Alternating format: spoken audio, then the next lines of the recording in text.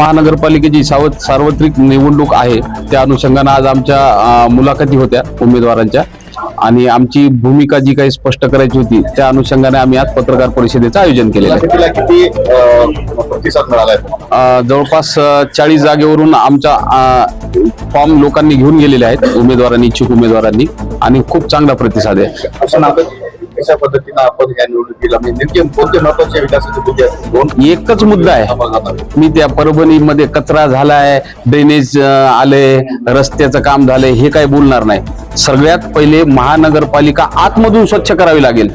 इथले जे अधिकारी, इंजिनियर्स वगैरे जे काही आहेत ह्यांनी जो आकांड तांडव माजून जे परभणीला सत्यानाश करण्याचा जो काही विडा उचललेला आहे तो आम्ही हाणून पाडणार आहे. सत्यानाश कुणी केला होता? सगळ्यात महानगरपालिकेच्या कर्मचाऱ्यांनी. बाहेरची स्वच्छता करून काही फायदाच नाही ना, ती परत होणारच आहे. जोपर्यंत आतमधून स्वच्छ होणार नाही तोपर्यंत बाहेरची स्वच्छता होणार नाही.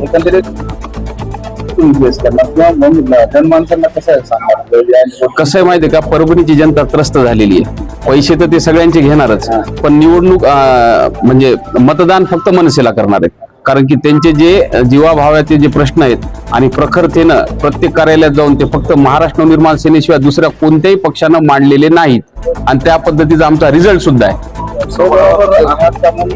सन्माननीय राजसाहेब ठाकरे ठरवतील त्या हिशोबानं सगळं होईल. सगळ्यांना संधी दिली, वाटोळं तर झालेलंच आहे, एकदा आम्हाला संधी द्या. कोण वाटोळं केलेलं आहे? अगोदरच्या सगळ्याच पक्षांनी जे महानगरपालिकेमध्ये होते सत्तेत. आपण स्वतः निवडणूक लढवतो नाही अजून, म्हणजे तसा निर्णय नाही, पण सन्माननीय राजसाहेब ठाकरेंनी जर आदेश दिला तर मी निश्चित लढतो. जनमानसांचा चेहरा म्हणून आपल्याकडे पाहिले जातात सामान्य माणसाला. आपल्यासारख्या नेतृत्वाने हा विचार का केला नाही? कशाचा? महापालिका एक स्वतःची जी काय अम्बिशन असते किंवा स्वतःची इच्छा असती तर ती माझी इच्छा आहे फक्त विधानसभा लढवायची. जनतेतून अजून आवाज झाला तर मग लढावंच लागेल ना. मग जनतेच्या प्रश्नाला मी त्यांनी जर सांगितलं तर मग मला लढावंच लागेल. पत्रकार परिषद यासाठी घेतली की आमची तयारी आजपासून सुरू झाली.